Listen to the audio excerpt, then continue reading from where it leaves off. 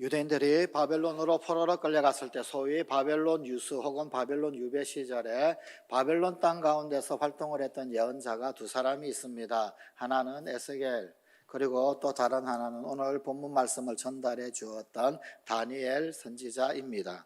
다니엘은 바벨론 유배지에서 활약을 했던 하나님의 사람이었습니다. 하지만 다니엘서에 담겨져 있는 그 예언 말씀의 전망은 훨씬 더 후대의 것, 훨씬 더 이 후대의 시대적 정황에까지 아우르고 있는 것이었습니다. 그야말로 이 다니엘은 그 시대뿐만 아니라 훨씬 후대에 이르기까지 시대를 넘나들며 하나님 메시지를 전했습니다. 다니엘은 사실은 바벨론 궁중 영재학교 출신입니다. 이 바벨론에 소위 말해 인재학교가 있었습니다. 궁중에 많은 인재들을 불러 모아서 영재학교를 운영을 했습니다. 여기에서 미래의 신하들을 기르고 또 바벨론에 유익하게 사용되어질 그런 인재들을 길러내고 하는 그런 학교입니다. 그런데 당시의 느부갓네살 왕이 무슨 영감을 받았는지 혹은 어떤 일이 있었는지 포로로 끌려왔던 유대인들, 히브리인들 가운데서 4명의 소년을 이 궁중 영재학교에다가 입학을 시켜서 이들을 인재로 키우도록 명을 내립니다. 그들 중에서 다니엘이 끼어 있었습니다. 궁중에서 이 다니엘은 벨드사살이라고 그 이름이 개명이 되었습니다. 다니엘은 히브리식 이름, 벨드사살은 바벨론식 이름입니다. 다니엘이라고 하는 이 이름의 뜻은 히브리어로 하나님이 나의 심판자이시다, 하나님이 나의 재판관이시다 라고 하는 그런 뜻입니다. 그런데 벨드사살 그러면은 바벨론 말로서 이 벨신의 또 다른 이름은 세계사에는 마루둑이라고 하는 이름이 많이 나오지요. 벨이 혹은 아니면 마루둑이 그의 보호자가 되신다라고 하는 그런 뜻입니다. 소위 창씨 계명이 이루어진 것이지요. 우리가 일제강점기 때 창씨 계명을 당했습니다. 창씨 계명을 하면서 노리는 것은 그의 생각, 정신, 소위 말하는 민족 정체성, 혼 이런 것들까지도 다 바꾸어 놓는 것, 이런 것들을 노리고 창씨 계명을 하지요. 그러나 이렇게 했다라고 한다 할지라도 하나님을 섬기는 그 신앙, 그리고 또한 하나님 백성으로서의 그 민족적 정체성을 이 4명의 친구, 특별히 다니엘을 그렇게 바꾸어 놓지는 못했더라, 역부족이었더라 라는 것입니다. 이것은 유대인의 율법이 금하고 있는 육류 혹은 아니면 술 등등을 제공하는 궁중에서 하사된 음식, 이 음식을 궁중 식단을 다니엘과 3명의 친구 이 4명이 거부한 데에서도 고스란히 나타납니다.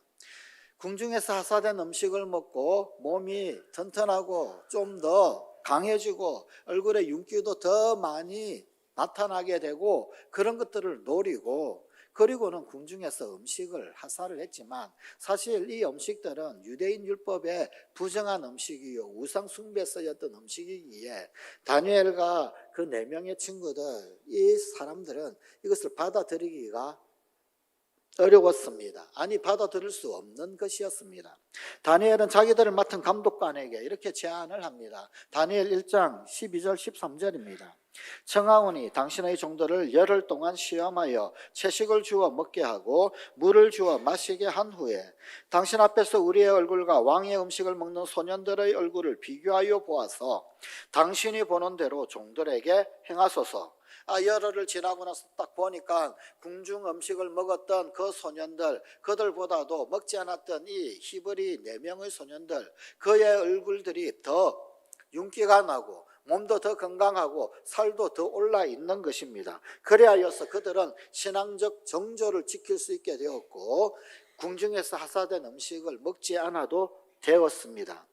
어린 나이가 보여줄 수 있는 그 신앙치고는 아주 빼어남을 넘어서 그야말로 독보적인 경지라고 할 수 있음에 감탄을 금치 못할 그런 사건입니다. 하늘이 움튀운 떡잎들의 기염이라고나 할 수 있을까요? 저렇게 궁정에서 양성된 이 유대인 인재들, 그들은 지혜에서도 또 혹은 아니면 정세를 판단하고 어떤 사건을 판단하고 그것들을 꿰뚫어보는 예지의 측면에서도 그야말로 그 어떤 것을 물어보아도 온 나라의 박사들, 온 나라의 현자들, 그리고 온 나라의 어느 요술사, 주술사보다도 10배나 더 나았다. 10배나 더 나았다라고 하는 것, 그것이 성경이 이들에 대하여 증언하고 있는 것입니다. 그리고 이 사실은 고스란히 느부갓네살 왕에게 보고가 되었겠지요. 왕도 인정을 합니다. 느부갓네살은 즉시 이들을 측근해 둡니다. 그 가운데서도 가장 출중한 제사, 재주 있는 사람, 그가 바로 이 다니엘이었습니다. 다니엘은 왕들이 꾼 아주 어려운 꿈, 난해한 꿈, 이해하기 어려운 그런 것들을 풀이하는데 아주 영험한 직관을 뽐내었습니다. 그 꿈들은 대부분 짧거나 혹은 아니면 아주 길거나 먼 미래에 전개될 국제적인 패권 다툼 이런 것들에 관한 것들이었는데, 천하의 어떤 현자도 그리고 바벨론 내에 있는 어떤 박사도 어떤 술사도 이것들을 이해를 못하고 해석하지 못하고 풀지를 못합니다. 그런데 다니엘은 직통계시를 받아서 걷더니 해석을 하는 것입니다. 여기서 중요한 것, 그것은 이 해몽이 전부 다 하나님께 기도하여서 하나님께 물어서 받았다라는 것입니다. 무조건 다니엘은 기도를 통해서 위에서 받았습니다. 이것은 무척 중요합니다. 그래요, 어떤 중요한 정치 사안이 있을 때나 혹은 국가 대사가 있을 때나 다니엘은 더더욱 기도하게 되었습니다. 이에 다니엘의 입지는 점점점 강화되기만 합니다. 왕들은 그를 이제는 2인자의 자리에 앉혀놓습니다. 그래서 바로 자기 곁에서 책사 임무를 감당하도록 시켰습니다. 이렇게 하여서 그가 직접 섬긴 왕이 4명입니다. 그가 거쳐간 왕조만 해도 3개의 왕조, 바벨론, 메디아 왕국, 그리고는 세계사에는 페르시아라고 나오는 바사 왕국. 그가 거쳤던 왕, 바벨론에서 느부갓네살 왕, 느부갓네살의 아들 벨사살 왕, 메디아 왕국에서는 다리오 왕, 그리고 바사국, 페르시아에서는 고레스 왕, 3조 4왕을 거쳐가면서 재상 역할을 했었습니다. 이들을 얼마나 잘 모셨으면, 그리고 얼마나 그 왕들이 이 다니엘을 아꼈으면 외경에 의하게 되면 이 다니엘을 임금의 벗, 임금의 친구라고 하는 그런 칭송이 따라다녔을 정도입니다. 우리가 보고 있는 성경은 1장부터 12장까지 다니엘서 12장으로 이루어져 있습니다. 그런데 같은 다니엘서라고 하는 이름을 가지고 있는 외경이 또 있습니다. 다니엘서 13장, 다니엘서 14장, 다니엘서 이후에 외경의 이야기가 또 있습니다. 이 다니엘서 외경에 보게 되면 한 군데뿐만 아니라 여러 군데에서 이 다니엘을 임금의 벗이라고, 임금의 친구라고 그렇게 칭송을 하고 있습니다. 그야말로 왕들로부터 절대 신뢰를 얻는 그런 다니엘이었더라라는 것입니다. 성관가족 여러분, 2인자의 자리에서 4대 왕조를 섬긴다? 이것은 아주 재미있는 이야기입니다. 1인자는 짧은 시대를 스쳐 지나고 말았지만, 그러나 2인자는 끝까지 역사를 움직이면서 4대 왕조를 섬겼다.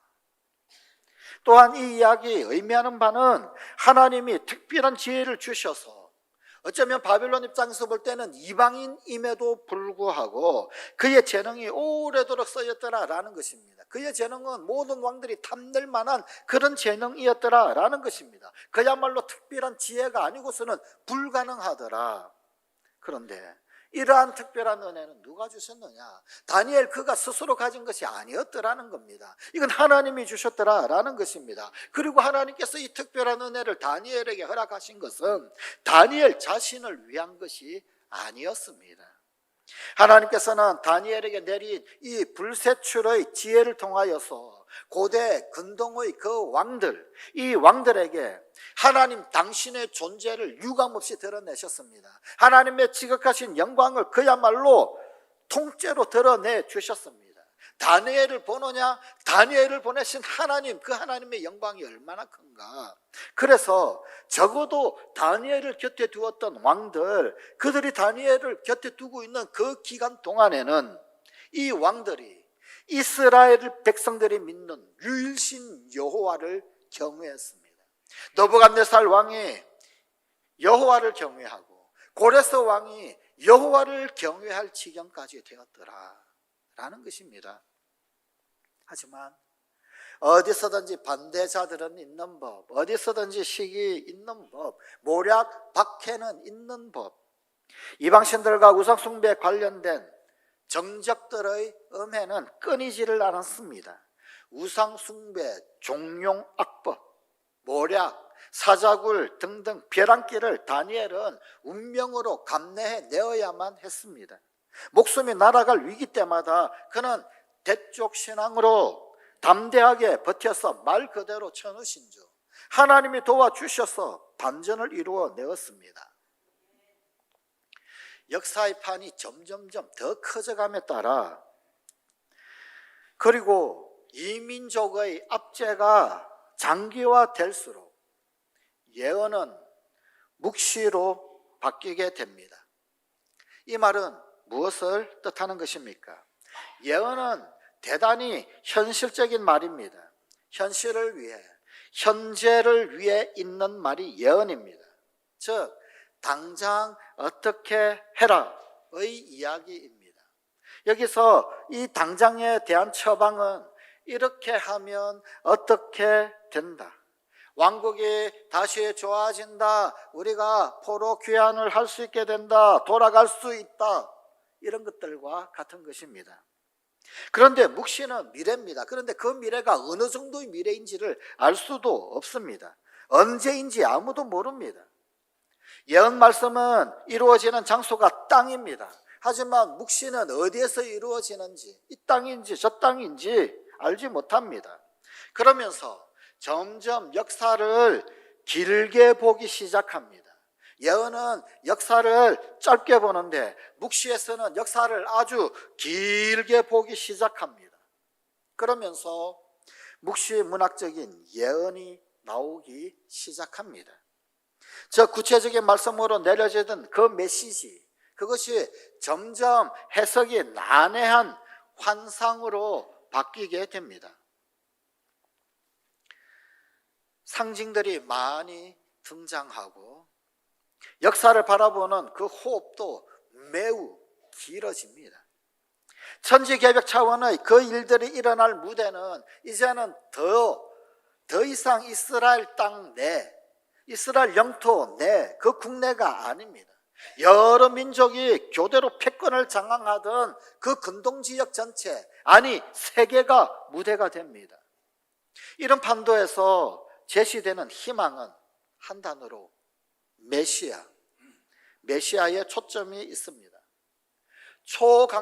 강대국들의 그 틈바구니 가운데서 이리 치이고 저리 치이고 하는 그 하나님 백성, 이리저리 억압받고 압제당하는 하나님 백성, 이들을 궁극적으로 구원할 인물은 천하 권력 위에 있는 권력, 모든 천하 권력을 다 제패할 수 있는 권능을 지닌 메시아밖에 없다는 것입니다.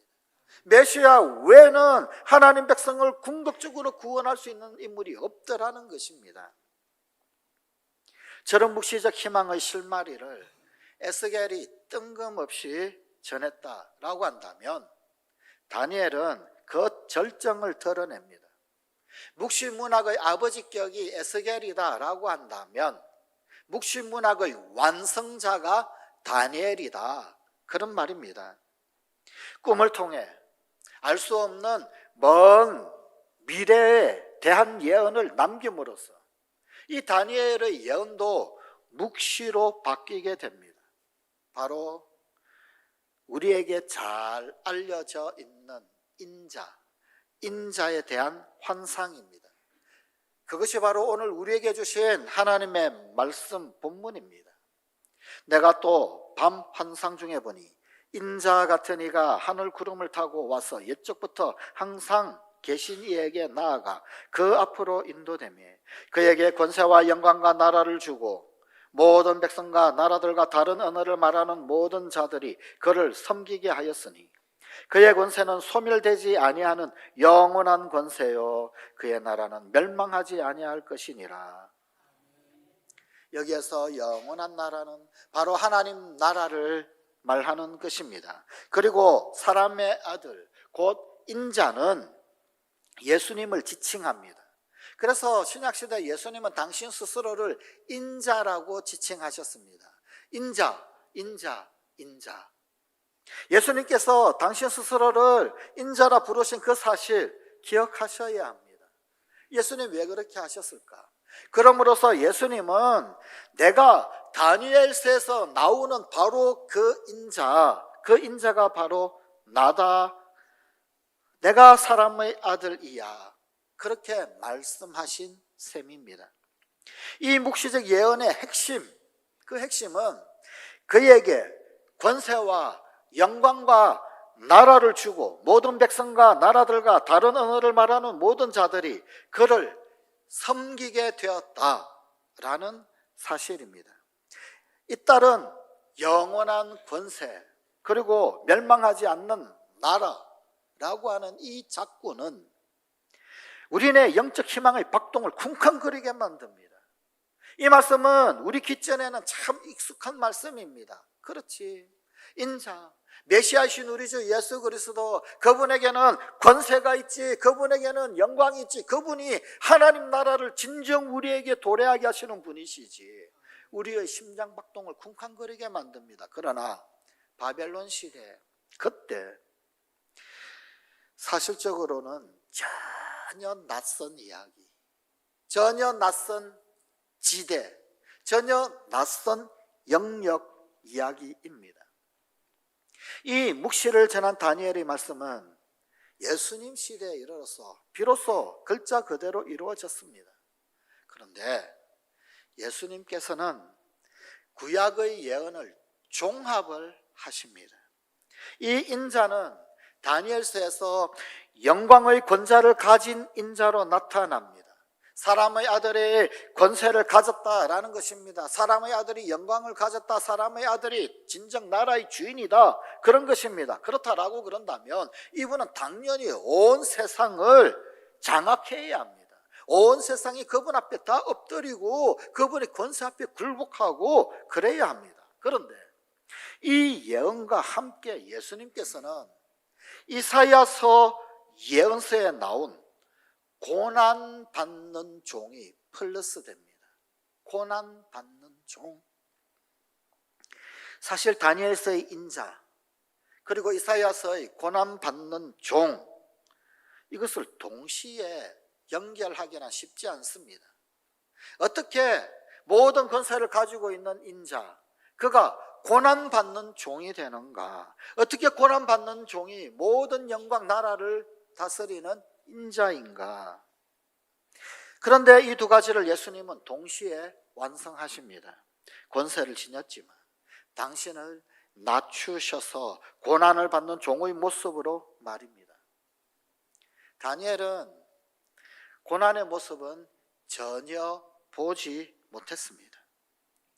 이로써 우리는 한 가지 분명히 알 수 있는 것 있습니다. 즉 하나님이 예언을 주시지만 그러나 그 각자에게 부분적으로 주시지 한꺼번에 다 주시지는 않는다라는 것입니다. 다니엘에게는 인자라고 하는 환상을 보여주셨지만 이사야에게는 고난받는 종을 보여주신 것처럼 각자 다르게 보여주시더라는 겁니다. 은사도 마찬가지.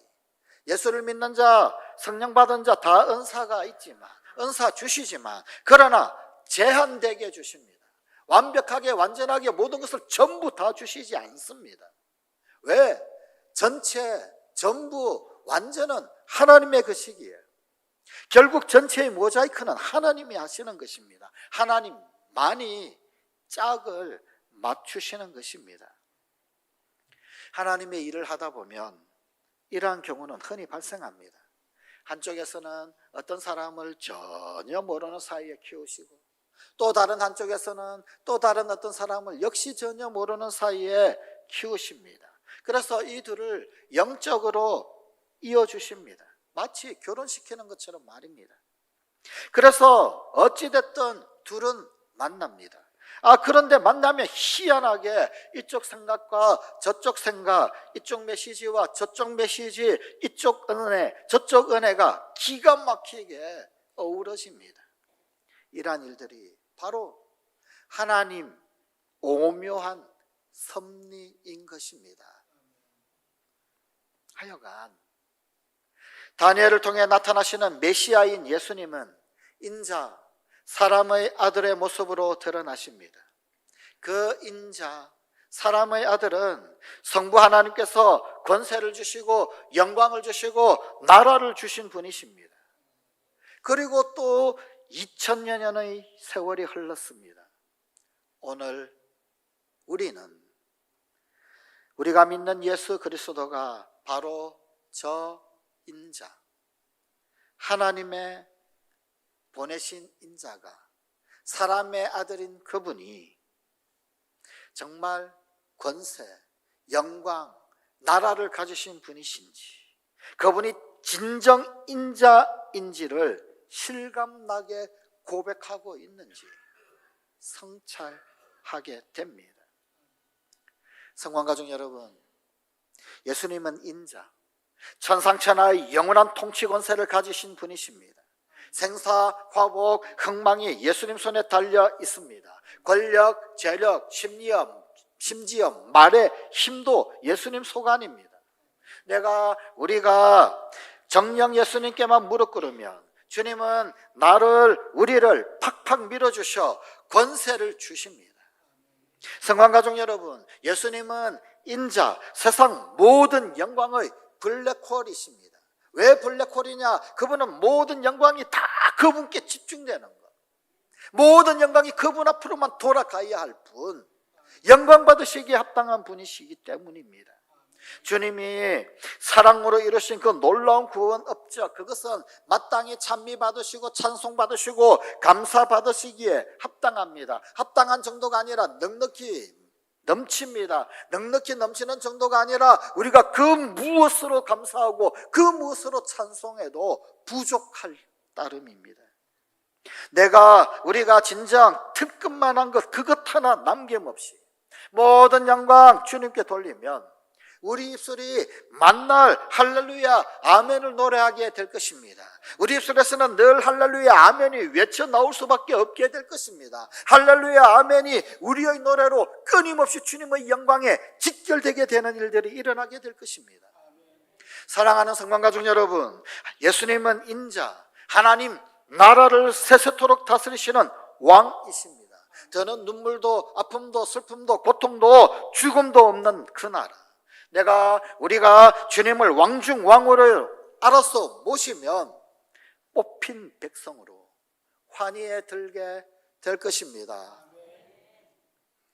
인자이신 예수 그리스도, 주님 권세 내 권세, 주님 영광 내 영광, 주님 나라 내 나라 되는 성관가족 되십시다.